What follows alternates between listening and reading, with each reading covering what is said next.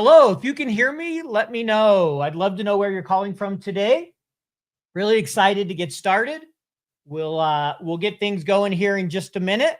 Pull up the presentation, but really excited to be here with everybody today. So if you can hear me, please let me know where you're calling in from. Would love to know. And I'm going to bring up our presentation for today. We are going to be talking about text formulas, the new text formulas.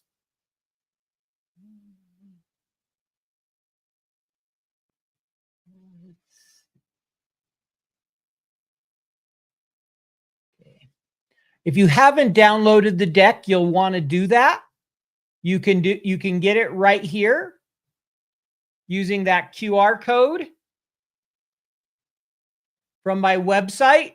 And you can also just go to the fpnaguy.com, go to Excel files, and you'll find it there. So again, if you're out there, I see a few people out there. Let me know in the chat if you can hear me and where you're coming from. Just want to make sure everybody can hear me. So let me know. Want to make sure I'm not talking to myself.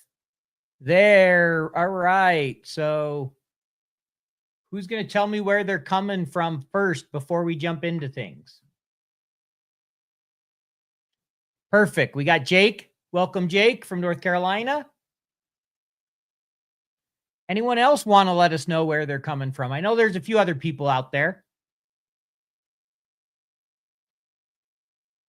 Ah, there we go. We got Ashley from Idaho. My neighbor, you're just up the road. All right, so keep those coming. Here's what we're going to cover today. Quickly, just tell you who I am if you haven't been on one of these before. Then we're going to get into dynamic text functions. We're going to cover text before, text after, and text split. And I'd love to know, put in the chat, if you're using any of these formulas today. Just let me know. All right. And then we'll have some wrap up and key takeaways. So just a little bit about me. My name is Paul Barnhurst. My business is called the FP&A Guy. I spent most of my career in FP&A working for large organizations such as American Express, Solera, and others. Today, you can call my job content creation, influencer, whatever you want. I like content creation, but a lot of people think of as kind of influencer. I have 3 podcasts. You can see them down at the bottom. If you've ever listened to an episode or you enjoy them, I would ask a huge favor. If you could leave a rating and review, Apple Podcasts would be great, or Spotify. I'd highly appreciate it. That helps me grow and generate revenue, because the more people who listen, the more it helps me with my business so I can do these podcasts and all these sessions that I do. All right. So that is a little bit about me. We are now just going to jump right into the Excel file. So if everybody can go with me, you should have downloaded the student file. I'm going to open up the master file and work from that. And if someone can confirm, just let me know if you have the file, you got it open. Just let me know in the chat. And I might tell a quick Excel joke. I have my Excel jokes here. What's the best way to ruin a spreadsheet? Does anyone know what the best way is to ruin a spreadsheet? According to this, the answer is word art. Word art is the best way to ruin a spreadsheet. All right. So real quick, I just wanted to show a resource and give a shout out. I used it to help. Thanks, Jake, for letting me know. Glad you got the file. Hopefully everybody else has it. If you're having problems, just let me know. But this book, Up, and Array, if you want to learn array formulas, of which all 3 of these text formulas are, it's a great book to get started. Abbott Katz did a really, really good job here. About a year ago, I was fortunate enough to partner with him, and he did a 6-hour training session on array formulas. So a lot of what I've learned, a couple ideas came from this book. So shout out to him. Highly recommended if you like academic type, resource type books for things. All right. So let's jump into it. We're going to start with text before. And I want to start by just kind of highlighting the syntax of it. So text before and text Yukon, the file you'll get from my website, if you go to Excel resources or go to resources, Excel files will be the first file to download, and you'll be able to get it right there. If you can't find it, let me know, but you should be able to download the student file from my website. I also emailed that out. If you're on my newsletter list this morning, it has the link there as well. So text before and text after have the exact same syntax. The only difference before them is one data is pulling data before a delimiter. The other is pulling it after the delimiter. So they can be very useful used together, and we'll walk through several examples. But you'll see the basic syntax here. Hey, what's the text you want to use? What is your delimiter? You know, is there an instance number? So are you looking at the first space or the second or the third? There's a match mode for things that are case sensitive or insensitive. There's what's called match end. We'll show an example of that. And there's even the called if not found.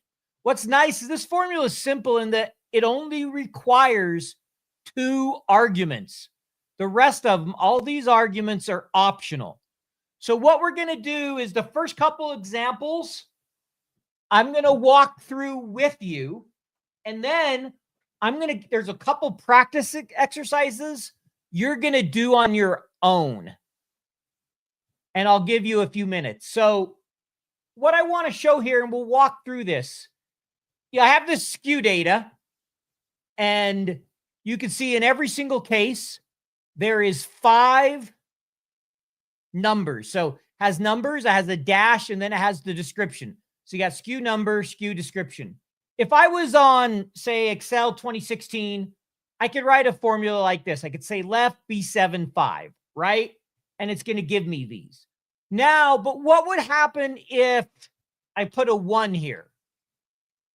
Well, it's not going to get that 1 because it's only giving me the first 5. So then I'd have to start to get more technical, and I'll show an example in after. I'd start to have to use mid and find and length and a bunch of things to make it dynamic. Whereas text before, that's the first thing I want you to notice, is because text before looks for a certain delimiter, it doesn't care how many characters are here. It's always just going to give me everything before that dash. And so, if this is 4 digits, it doesn't care. If this is 3 digits, it doesn't care. And so how this works, we'll go ahead and write the formula together, is go ahead and copy with me, write in text before, and you'll notice it gives us all the steps. The first step is, hey, what's your text? Well, here's my text. Next, it says, what is your delimiter? My delimiter in this case is the dash. And because it's text, I need to put quotes around it. Everything after that is optional. So for starters, we're going to go ahead and close it and see if it works. Yep, it did the whole list. That worked. But let's go through the other operations so you start to understand. This next one is instance number. So instance number is what instance of a dash. You'll notice all of these have 2 dashes. Last one has 1 dash. So let's say if I said instance 2, let's see what happens. Right? The only one I get an answer from is this one. So maybe I wanted all those that at the end said test. Okay, I can tell that has everything before test because I did instance 2. I could do 1. I could also do from the end, I could do -1, which in this case would be what it's going to do if I do -1 is it's going to find the first one from the end. So it's going to give me all the numbers, but in this case, because there's 1 here, it's going to give me everything but test. So see, -1 operates different. It operates different from 1. Because 1 goes the first one, -1, 2. So you could go from the beginning or the end to tell it what instance number you want, which is really helpful, really, really handy, the more complex things are getting. And if you start nesting and trying to pull stuff out. So, all right. So we've done our instance number. Then we have a we have a match mode, if I could speak. Case sensitive or case insensitive.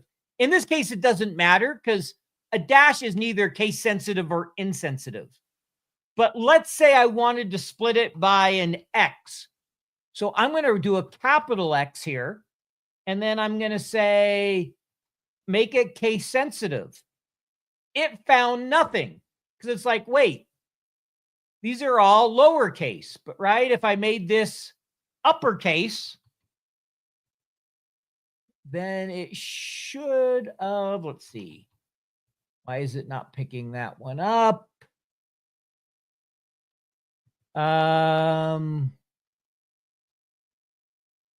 Oh, I see why. I put that in the wrong spot. This right here should have been, sorry. Let me do that again. This is our instance number. This is our X here. So see, it gives me everything up to the first X. But if I change this to be case sensitive, it only gives me the first one. So now we've done 4 of the arguments. We've done, here's our text. Here's our delimiter. Here's our instance number. Here's our match mode. We can match something to the end, which I'll show later. For now, we're going to skip that, but don't match. We'll just say don't match to the end so it doesn't do anything. And then the last one, well, what if something's not found? Maybe I need to research it if it's not following the pattern. Like maybe you're trying to figure out ones that don't have a skew data in the right format, whatever it might be. So I can put the word research. As you can see, all within this one function, there is a lot more options than the old way of doing things, right? I think you all can probably see that, fairly quickly. We'll go even to more examples in text after. We'll run through quite a few, but I want to give you the basics. So that's the basic function. Now what I'm going to have you guys try to do, and I want everybody to just take a couple minutes on their own. In your examples, these are all grayed out. And it asks you to do a question. So we'll do the first one together, and you can do it 2 ways. You can do it using table nomenclature, which is my preference, so you get familiar with tables. Or if you hate writing in tables, not familiar with them at all, I've also given it to you in standard formulas. We'll do the first one together, and then I want you to do the rest. So I'm going to delete this. First one says, use the text before function to get only the first name from the list of names in the table. So if I come over here and look at the list of names in the table, I can see all of these are first and last name with just a space. So if I want everything before, if I want just the first names, I can look at this and say, oh, I want, let me put an equals in front of that. I want everything before the first space. So I'm just going to highlight this all. I'm going to come in here, and my delimiter is just a space. So all I'm doing is putting a space between my quotes and closing it. And it did it. Now, what if I'm writing it without a table? Well, in this case, same idea. Only difference is going to be I'm referencing the cells instead of referencing the table. The disadvantage here is if I add somebody, so let's say I add Ashley to the bottom, nothing happens there. But here, if I add Ashley and a space so that it can delimit her, she gets added to the list because it's in a table. So I'm going to let you try to do number 2, 3, and 4 on your own. I'm going to give you a couple minutes. Let me know when you're done, and then we'll keep going. I always find, people will get the most out of this if I actually have you practice versus me just sitting up here and rambling on. So go ahead and take a minute and try seeing if you can figure out the first few. If you can't, you can look at the screen, but try to figure them out on your own. And if you got all 3 done or you're good, let me know in the chat. There's not a lot of people on the call today, so we can quickly move on if everybody starts telling me they're done. In the meantime, I'll find an Excel joke. How do you quickly take over a spreadsheet? By using control. Unless you're a Mac.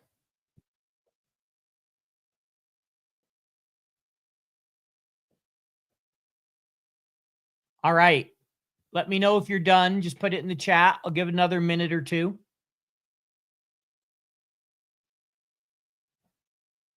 Or if you have a question, just let me know what the question is, please.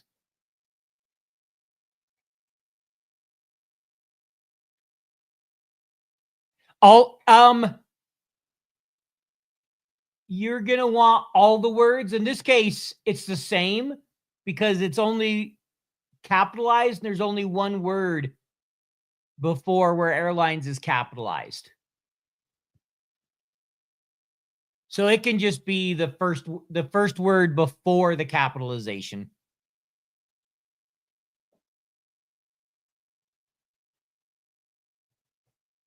But good question, Jake.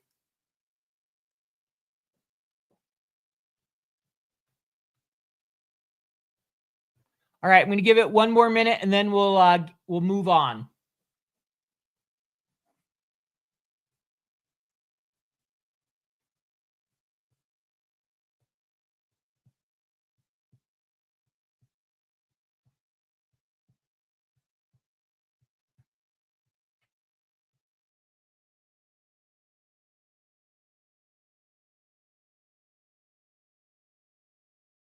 Keep going. If I'm going too fast, you'll have to tell me. But text after, we're going to walk through some fun examples here in a minute with it. But text after, like I said, is the exact same as text before. You can see all the same arguments. There's no difference in any of the arguments. The only difference is it's giving you something after the delimiter instead of before the delimiter. Now here, I want to show kind of two examples. Then we'll give you the opportunity to practice. Then we're going to show you how you can combine the two. So what I want to show first, let me just shrink this down a little bit. So here's the new way. You can see the formula right there. Really simple. Text after, same as the other one. But look here. If I wanted to get everything after the skew data and I wanted it to be dynamic, look at this formula, right? I got a mid, then I have a find, and I got to add a +1. Then I got the length minus the find +1, right? That's a little, if you're not comfortable with Excel, that's a formula that can take a little bit of work to write. It's not really simple. Like when I'm trying to remember this, I'll often Google it, especially now that we have text after.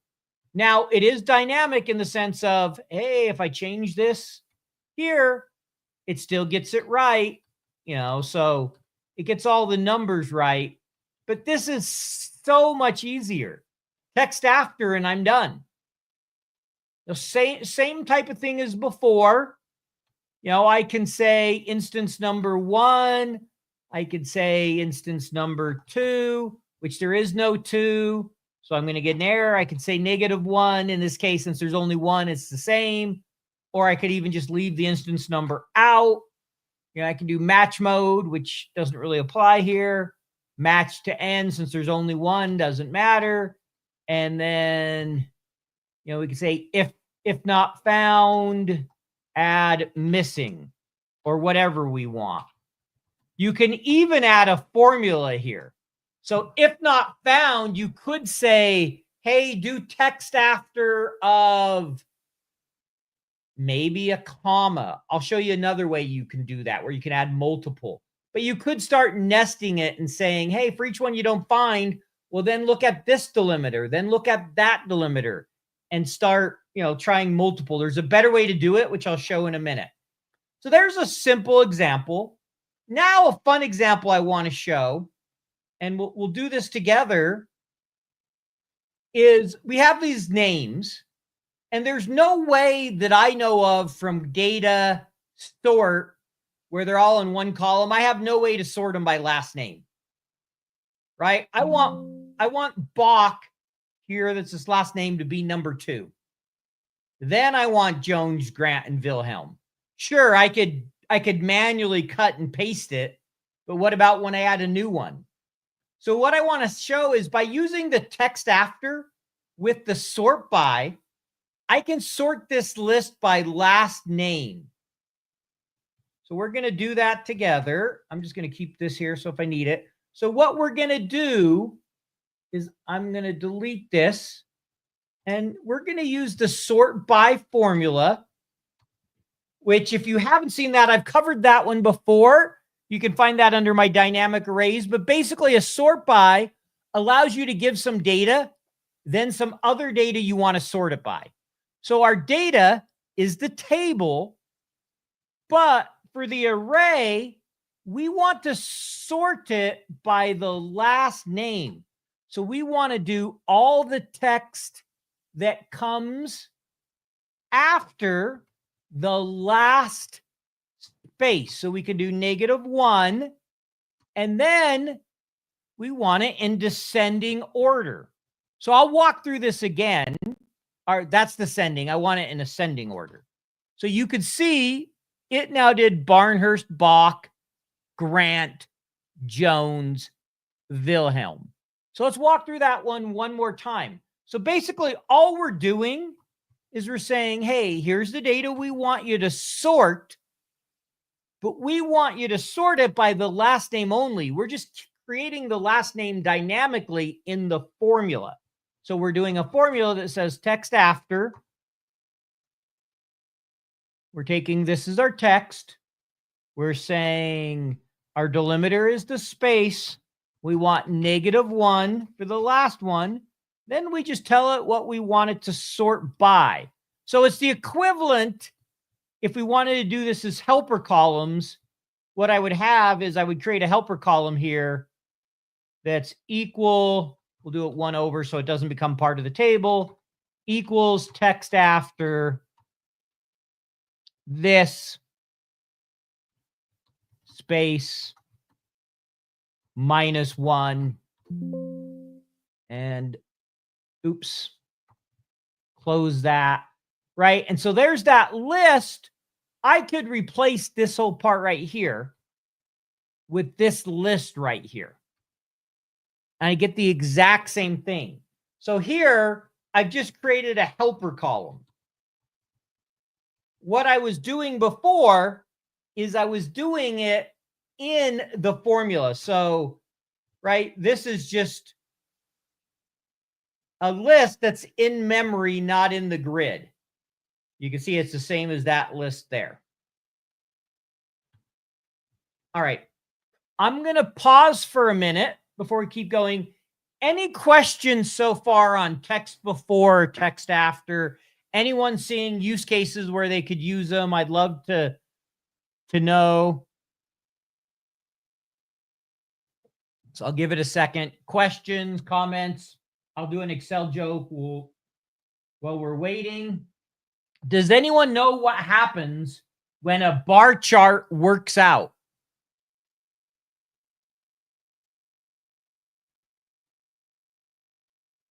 When a bar chart works out, it becomes stacked. All right. So number 3, yes, Jake, sorry, you're probably a little delay, so I didn't see it till after I had already said what it was. But Jake got it right. He's probably heard it from me before, or he knows his Excel jokes. So now I'm going to have you go ahead and practice text after. There are 4 examples here. They're similar to text before, but you're just doing it for text after. This will really get you familiar. Then we're going to show what I think is a fun use case of using both text before and text after together. And so I'm going to give you probably 3-4 minutes to just work through these on your own, practice them, and then we'll get going. I'm going to grab me some water real quick. So just take a couple minutes and try practicing the text after. If you need me to repeat anything, you have any questions, let me know. and we'll keep going here in a minute.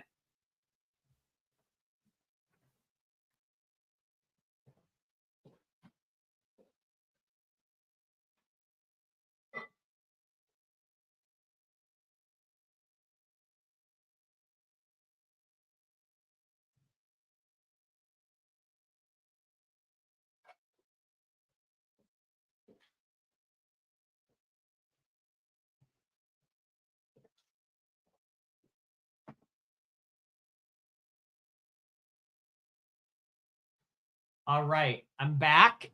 If you're done, just let me know in the chat, but I'll give you another minute or two to just practice these exercises before we move on.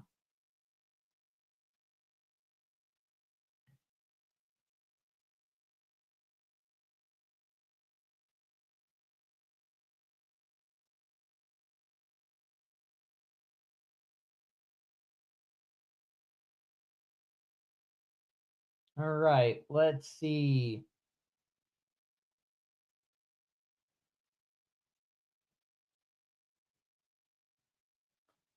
Does anyone know why accountants like it when you make fun of them?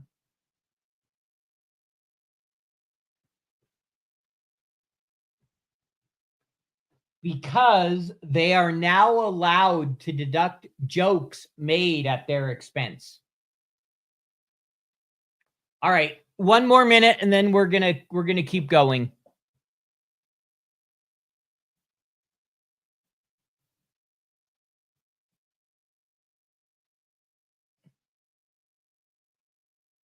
All right. So what we're going to do now is we want to take this website list and get just the domain name out of it. So we're going to break it apart. There's basically 3 steps to this formula. We're going to do step 1, 2, and 3 in helper columns. Then we'll do them all together in the domain name as one step. So, the first thing I needed to get, and it doesn't matter which one, but I basically need to get everything either after the first dot or everything before the last dot. So I can start with the text before or text after. Either one will work. We'll say we'll go text after instead of before. I'm going to highlight, if I can type, I'm going to highlight this whole range here. I'm going to do a dot, and I want all the text after the first instance. I'm going to close it. And so now I have Google and I have the .com, right? You can all see that. I got Facebook.com. Now the next step is I need to get rid of that .com. So what I can do is I can say, give me all the text before this here. And I can say E7 pound. That pound says, give me all the records that are tied to that dynamic formula. Dot. And in this case, since they all have one dot, I don't even need to give it an instance number. Now I have the names. Now, the one thing you'll notice is missing is these were all capitalized. I'd put them in proper order. So the last step would be to wrap it in the word proper.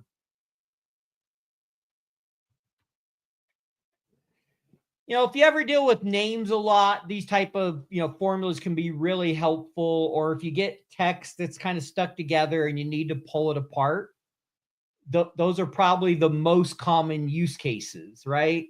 And so now let's go through and we're going to do this all as one formula. So we're going to start with our text after.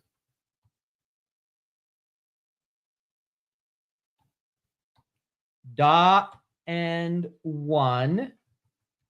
Okay, so we got that. Now we need to wrap this in a text before. And again, we need the dot. So there we go. We got Google. I'm going to change this so we're selecting all of them, not just one. So we'll do that. So now I've got to here. So the last thing I need to do is wrap it in a proper, so not there, here, sorry. Wrap this in a proper.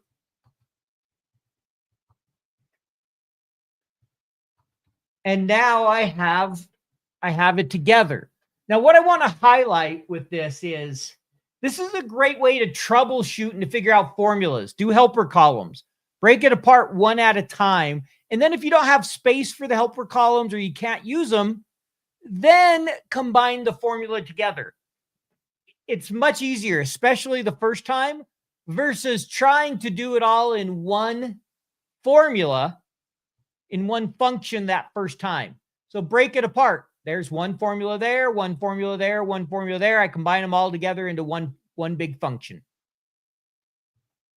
All right. Before I go on to the next example, any questions?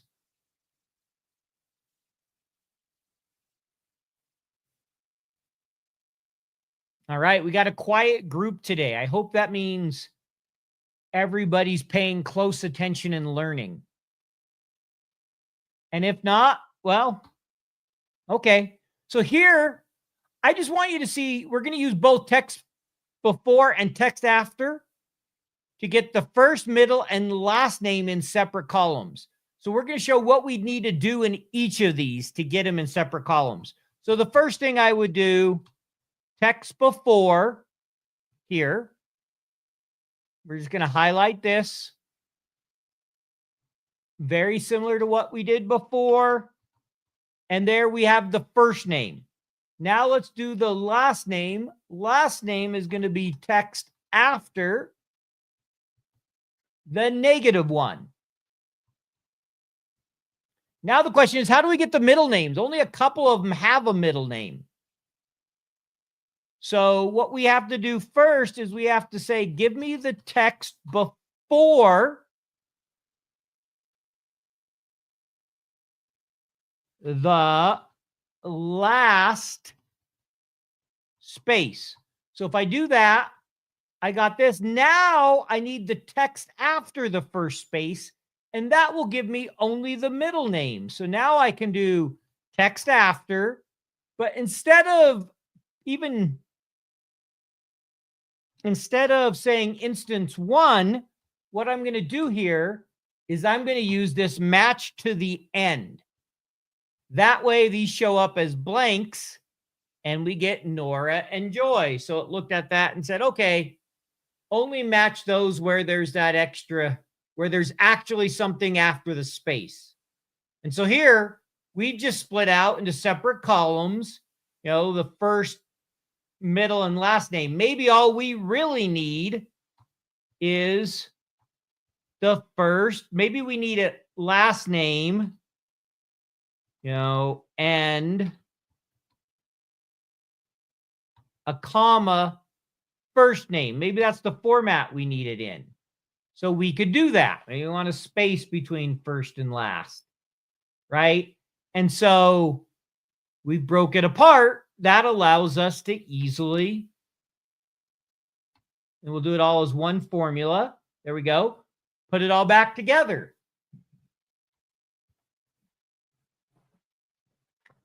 All right, so that covers text before, text after, kind of using them together. Any examples, anyone thinking of, hey, I would love to know how to do this with it, or I'm going to give you a minute to just a couple minutes to ask questions, and then we'll go to text split. And we'll probably wrap up a little early today. I just want to do these 3 text functions together. At the end, I'll give a chance for anyone to ask questions on any subject. But any questions so far? Anything anyone wants me to re-go over, or is everything making sense? Let me know in the chat. And in the meantime, I will tell a joke. What happens when spreadsheets break up?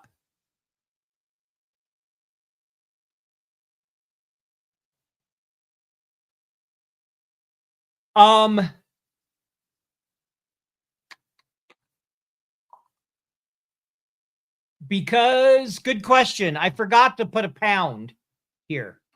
So let me show you. That's a great question, Jacob. But where was I on the, yeah, they become X cells when they break up.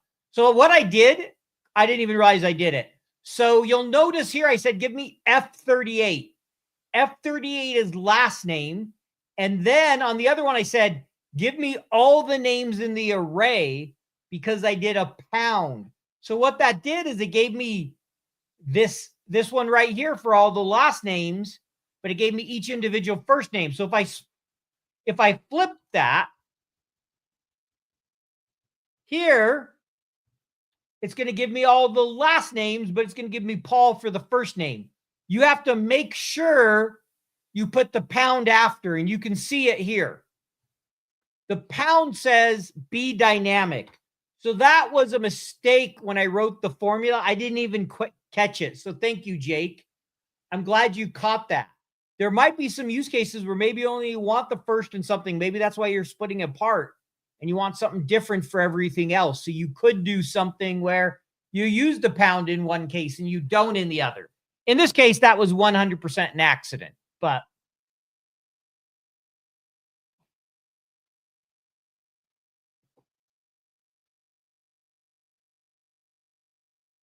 I'm going to drink some water so I don't lose my voice.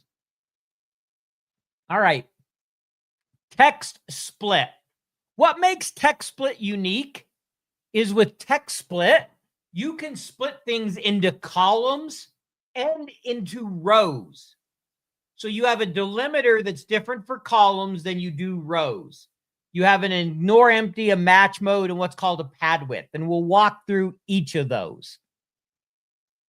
But this is, a lot of times people will just go to data, text to columns, and that's probably sufficient most of the time. But there are definitely some examples where you'd use this. So we're going to start, and we're going to walk through probably 5 examples together before you do a couple exercises. So we're going to do the first one here, and I want you guys to notice something. So if I type text split here, I'm going to highlight all the records, and I want you to notice what happens. So now I want to split by column, which is a space, and I'm not going to put anything in for a row delimiter. Notice it didn't split them right. It just gave me the first name. The reason for that is text split cannot operate on multiple cells because it has both the column and row delimiter, and it gets confused. It doesn't know where to split to the next row, basically. And so you're going to want to do one reference at a time. So now we're going to say column delimiter is going to be a space. And so notice here, right now, you can see it put this name over in a column, put a blank one there. I'll explain that in a minute. But if we drag this down, let's see, drag, let me just copy it down. If we copy the formula down, notice there we had an issue, and here. The reason is there's a bunch of spaces in here. So for every single space, it's going over another column. We don't ideally want that. So how could we manage that? Well, we don't have a row delimiter, so we'll skip that. Try this ignore empty cells. We put true, and now we drag it down. It works. What it does is it says, okay, I'm going to use the first delimiter. If there's more than one delimiter right next to each other, I'm going to ignore everything after the first delimiter. Later, I'll show you a way to get around the fact that you can't do this all as one formula. There is a way you can, but you have to use other formulas than just text split to get around the fact it doesn't like you selecting multiple rows at once. So we'll show you in a minute how you get around that. Second, now we're going to do one both by column and row. So here, let's say they gave me a bunch of data and they gave me the city, a space, the population, a comma, city, space, population, and it just continued. I want to take that data and I want to split it out. So all I would have to do here is we're going to split the data two ways. First, we're going to split it by column. The column is going to be a space. So bring that back.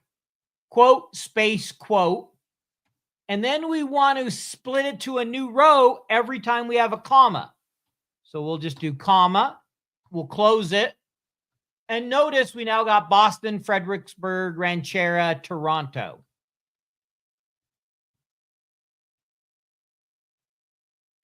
Here, we'll go ahead and we're going to copy the same formula down and see what happens.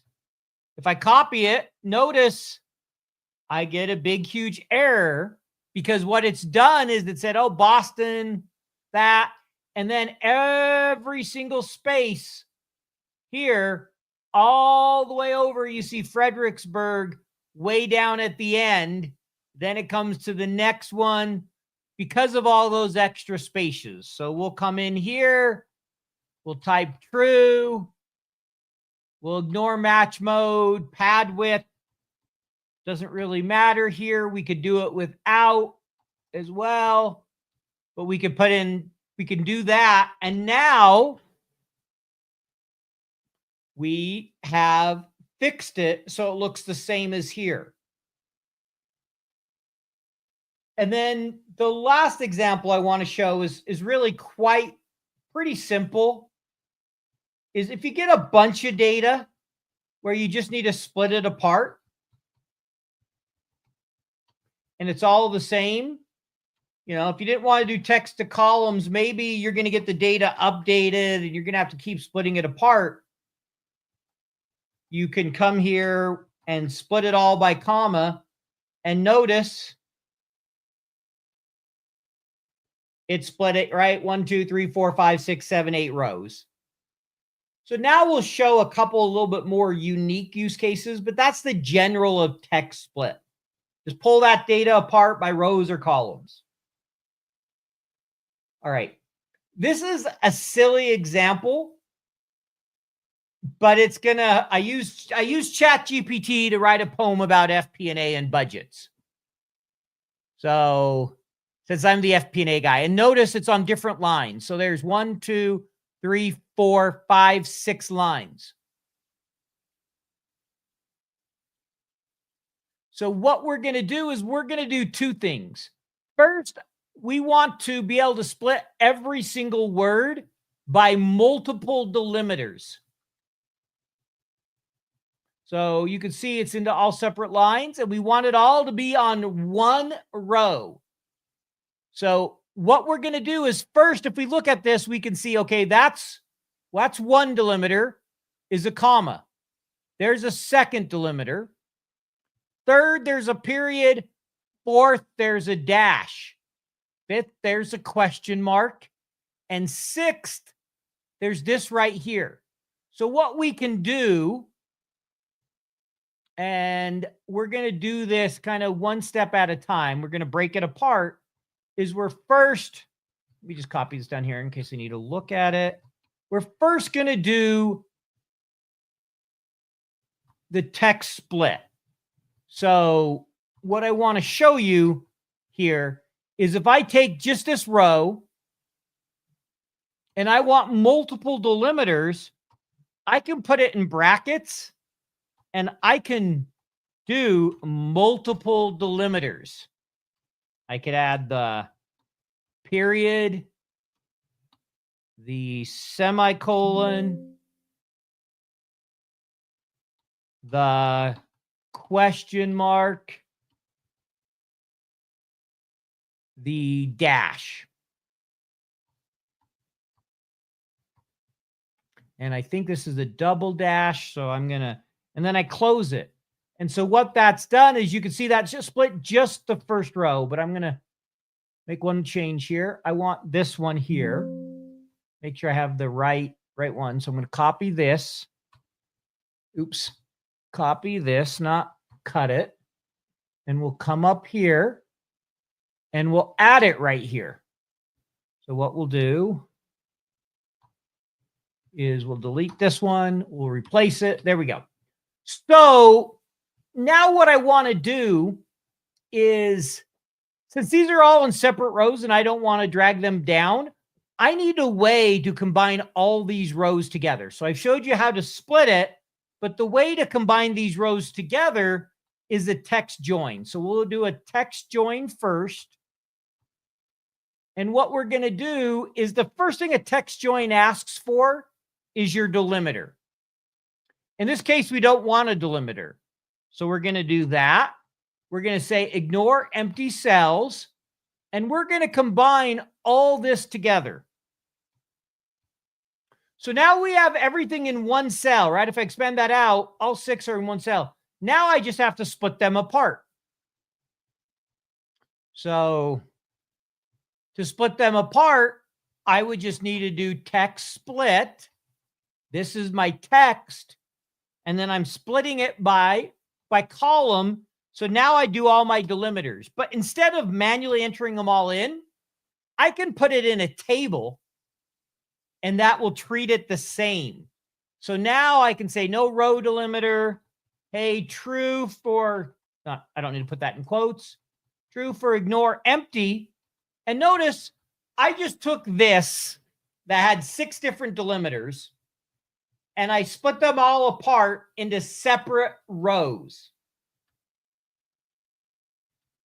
Down here, I did the same thing, but in this case, I just split it into columns. And instead of typing in each delimiter, I used a table. That way, let's just say, actually, let's come up here. Say for whatever reason, they have an exclamation point here.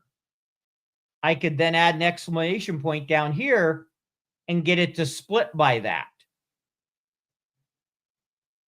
Right? So if I add a slash here, oh, it didn't know what to do. But if now I add the slash, okay, slash, you can see it split it. So table is really helpful because you can do a whole list of delimiters. If you're dealing with some really messy data that you get sometimes, that can be incredibly helpful. If you're getting some really messy data, you probably want to use the regex expressions, which allow you a lot more flexibility of pulling things apart, but you could start with text split. So now we just walked through 6 examples of text split. I'm going to give you a couple minutes to just try a couple exercises. I'll probably walk through the last one together. The first 2 should be really simple. I think number 3 should be simple. Some of you may struggle with 4 because I don't think we've covered pad width, but I want to let you go ahead and give them a try. And then we'll walk through number 4 together and then we'll wrap up. So take 2-3 minutes and just go ahead and practice those exercises. If you have questions, please let me know in the chat.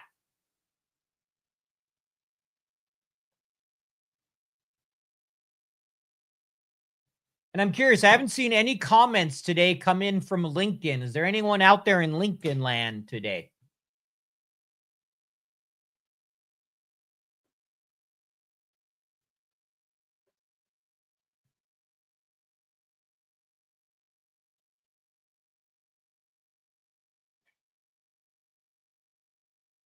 Hey, you're welcome. Good luck, Dacian. Glad you joined us. Or Declan. All right, we'll give you just 1-2 more minutes, and then I'll walk through number 4, and then I'll wrap up.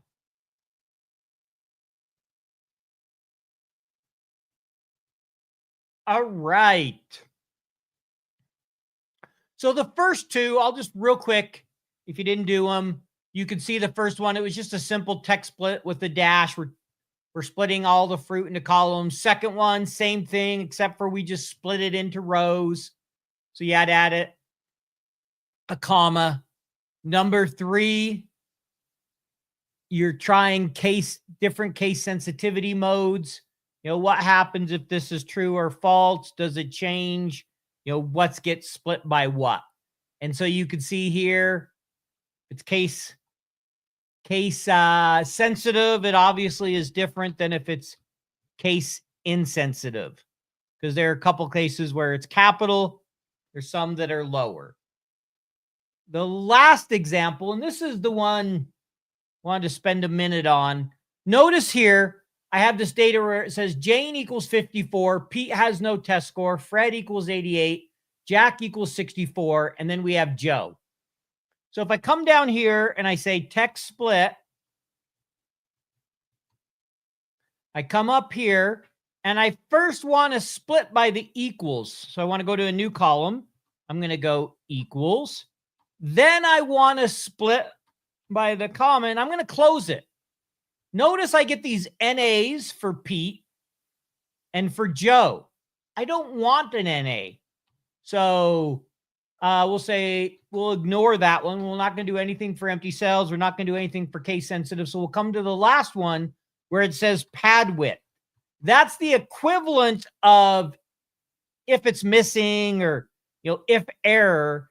It's just it uses pad width here, a little more technical term, and we could type in what we want it to display. So it's going to tell us, hey, Pete's score is missing. So what that will do is if I do an average here, all right, see, it's going to give me an error. But if I put a 0 here, like let's just, right, if I did a 0 instead, that's going to tell me, oh, there's something going on. Whereas if I did a 0 here, so I just said, hey, give me 0, then you're going to have an issue with your average. And I think, did I get off one? Yeah, there we go. Right? So your average would be an issue with the 0. All right. So that covers that. I want to go back to the PowerPoint deck for a minute. Wrong deck. Give me 1 second here. There we go. And so as I mentioned, we covered the 3 formulas. That was a little bit about me. Here's some more resources.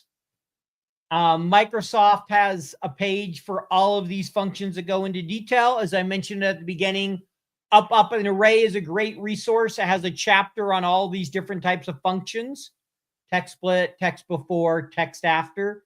And then, kind of last but not least, just want to remind people that I offer Excel training. And the big one is I have a course called Modern Excel Course. The idea is to help you get started so you can go from this, working all night, to this, getting to play with the kids, so to speak. Right? We all want that. Gotta love AI. All right. So for anyone who attended the webinar, anyone who's interested, I have my Modern Excel course. It's over 5 hours of video, has all the files, you get lifetime access. When I add new lessons, you get access to those as well. If you use the word webinar, you can get 30% off the regular price of $59.99. You can see here a testimony from Deepak about that course. Paul's approach is fantastic.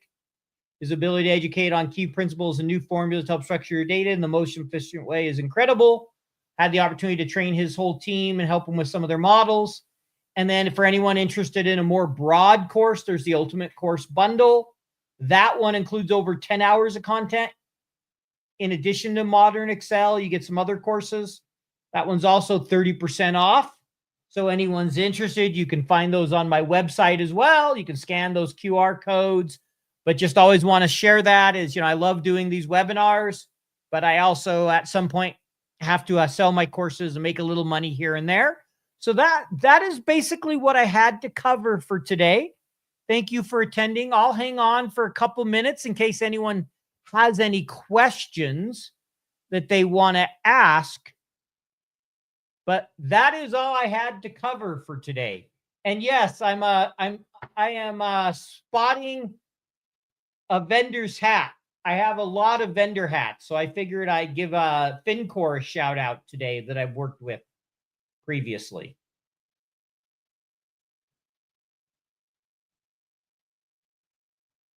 All right, I'll give it we'll hang on here till 2-3 minutes to see if there's any questions anybody has.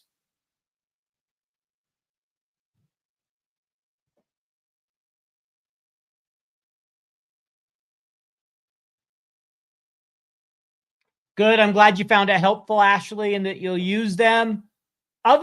Anything else? Hey, Jake, glad you found it helpful.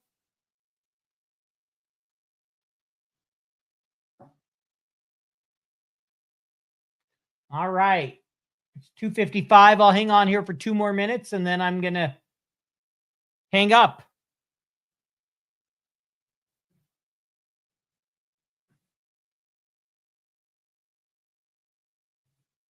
Thank you, Gary. Thanks for joining.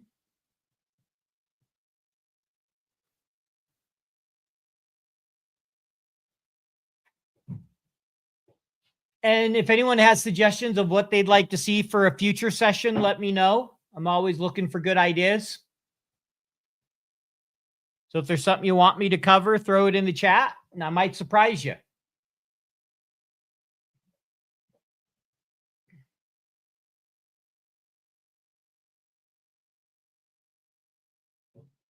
All right. I'm going to hang on for about another 30 seconds and then I'll let everybody go.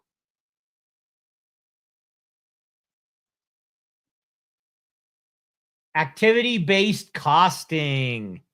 You know, I didn't work in manufacturing. I didn't have to do activity-based costing. I'm going to leave that one to you, Gary. Sorry.